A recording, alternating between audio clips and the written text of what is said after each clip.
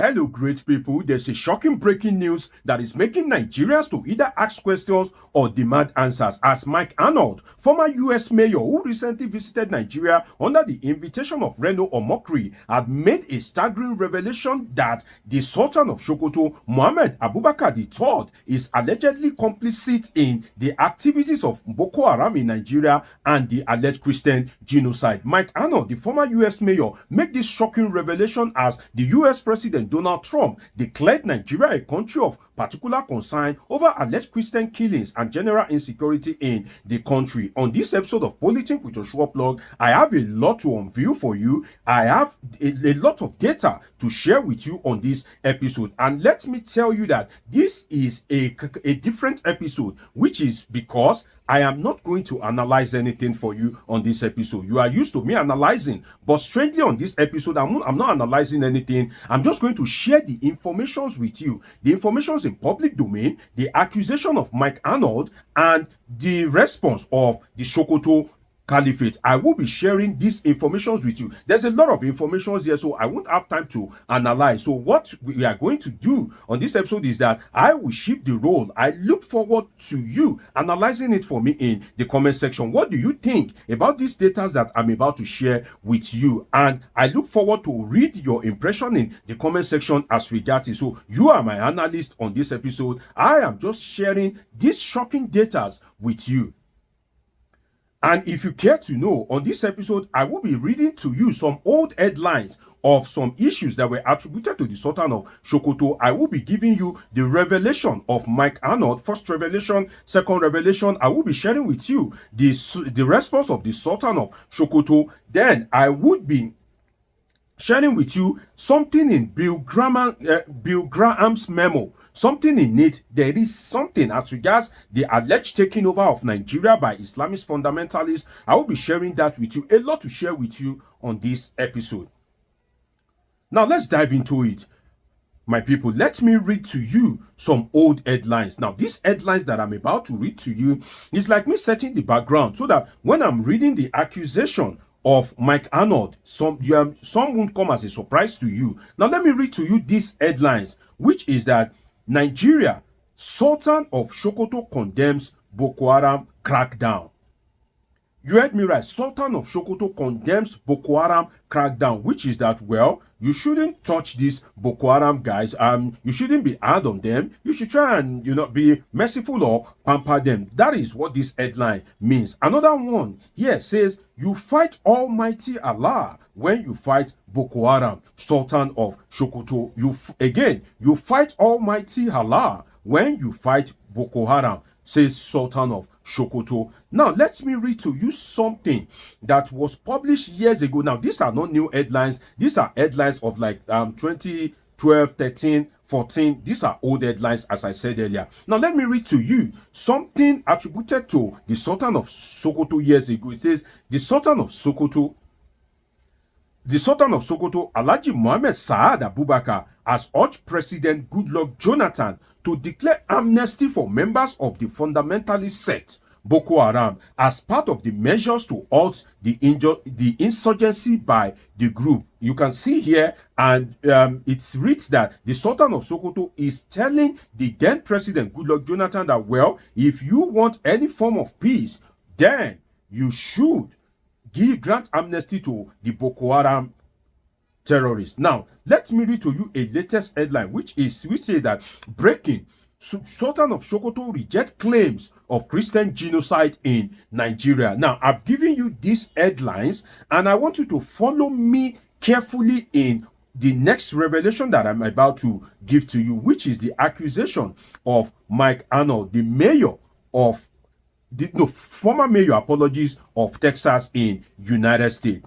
Now it reads, and please listen carefully. If you are watching me and you are yet to subscribe to this channel, please make sure you subscribe to this channel. You can share this video if you so wish, but subscribe, turn on your notification button, because I have a lot of interesting analysis coming your way. Now, let me read to you this revelation by Mike Arnold. He says, there is a speculative theory, not established fact, drawing from public records like U.S. congressional testimonies by a prominent Nigerian American human rights attorney specializing in terrorism, religious persecution, and genocide in Nigeria. The attorney has testified multiple times before Congress, advocated for survivors of abductions, and pushed for internal recognition of targeted violence against Christians. The theory links global jihadists. Now, listening to this, my people, the theory links global jihadist activities to ongoing atrocities in northern Nigeria, raising questions about potential high-level involvement. You heard that right, high-level involvement. Here is a bullet point trail of the evidence and connections. In 2001, during the US-led invasion of Afghanistan, after action reports documented Nigerian Islamist fighters captured while fighting alongside the Taliban and Al-Qaeda, as noted in congressional testimonies. These fighters were not sent to Guantanamo. Questions remain about their release and possible return to Nigeria. From 1999 to 2003, Mohammed Saad Abubakar III, then a brigadier general in the that's the Sultan of Sokoto, then a brigadier general in the Nigerian army, served as Nigeria's defense attaché to Pakistan and Afghanistan. Now, Mike Arnold is saying that the Sultan of Sokoto, before he became the Sultan, he fought war as a defense attaché to Pakistan and Afghanistan. Now, let me continue it for you. Overlapping with the invasion period, in this diplomatic role, he would have had access to regional intelligence on jihadist networks. By 2002, the Nigerian Taliban leader known as Boko Haram, by 2002, the Nigerian Taliban, later known as Boko Haram, emerged in northeast Nigeria. Now, look at this. It's saying that from 1999 to 2003, Sultan of Sokoto served as brigadier general in the Nigerian army on Nigeria's defense attaché to Pakistan and Afghanistan. He now said that by 2002, the Nigerian Taliban, later known as Boko Haram, emerged in northeast Nigeria, establishing compound modeled after Afghan Taliban stronghold. Look at what this man is saying. He's saying that when Boko Haram started, that their mode of operation, the way they do it, the way they started off, resembles that of those Talibans. He says, testimony linked this group to returned fighters who imported tactics like suicide bombings and attacks on education, positioning Boko Haram as one of the deadliest terrorist organizations globally by 2012, secondly only to Taliban. In 2006, Abubakar retired from the military, that's the Sultan of Sokoto, and retired from the military and became the Sultan of Sokoto, inheriting leadership of the Sokoto Caliphate, which traces its origin to 1804 Fulani Jihad led by Usman Danfodio. As the spiritual head of Nigeria's Muslim community, now, he emphasizes, as the spiritual head of Nigeria's Muslim community, he holds significant influence over northern emirs, Islamic affairs, and regional security discussions. Under his tenure, violence has escalated, including Boko Haram's 2012 ultimatum for Christians to leave or face death. Now, what this U.S. mayor is saying here is that it was when Sultan of Sokoto became the Sultan that this Boko Haram something evolved, and is trying to link it to the Sultan serving in Pakistan and Afghanistan as a defense attaché of Nigeria to that particular country during the war. Now, these are some serious allegations against the Sultan of Sokoto, and I will give you the response of the Sokoto Caliphate to the man. The president of Sultan faced death for Christians to live or face death, leading to targeted killings, church bombings, and the displacement of thousands, e.g. the radicalization of neighborhoods in Yobe State, with refugees fleeing to Cameroon. Additional patterns include Fulani herdsmen attacked, described in testimonies as jihadist in nature, such as 2016 Agatu massacre, where over 500 where over 500 were killed and villages destroyed for grazing land. Overall, more than 10,000 deaths since 2009, abductions like the Chibok girls, trafficked and forcibly converted, and systemic efforts echoing historical caliphate conquest of indigenous groups. Despite public condemnations of specific incidents, e.g., the 2022 Deborah Samuel lynching, the Sultan's authority could theoretically intervene to curb the violence. Yet it has intensified, suggesting possible passive enablement or deeper sponsorship under this theory.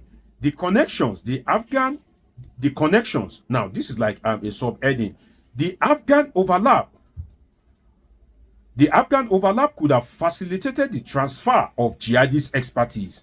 The Sultan's dual military and religious roles might bridge global networks to local proxies like Boko Haram and Fulani militias, aiming to expand caliphate influence through ethnic and religious cleansing. This theory is unproven and requires further investigation, just as disclassifying reports or independent probes.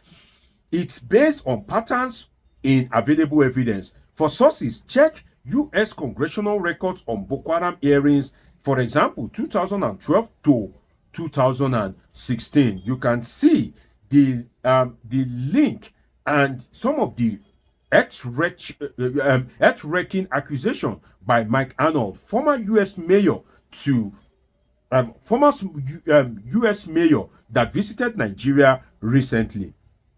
Now, let us go into something that I found important, which is the second revelation of Mike Arnold. Then I will give you the response of the Sokoto Caliphate.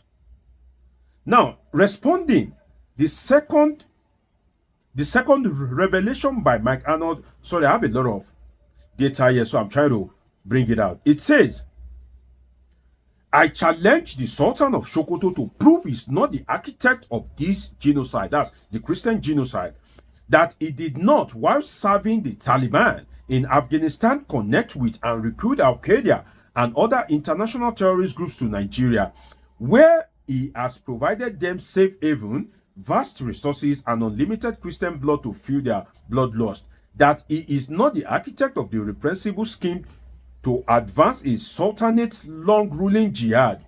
Look at this accusation.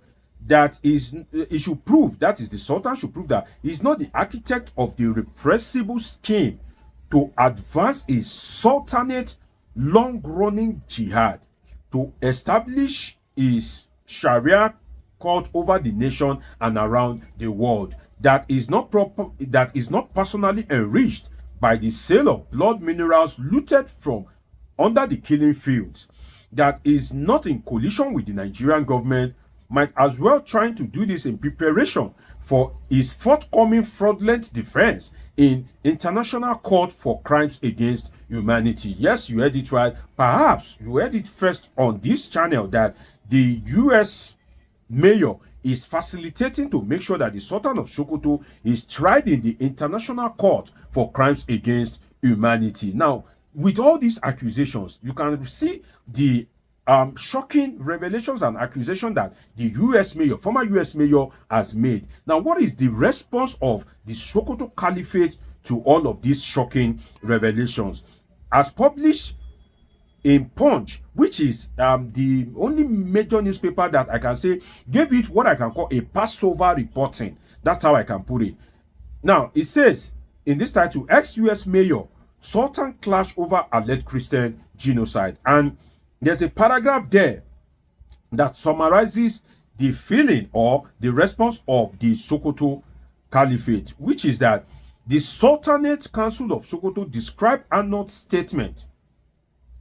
The Sultanate Council of Sokoto described Arnold's statement as baseless and undeserving of a response, saying the Sultan would not dignify the accusations with a reply.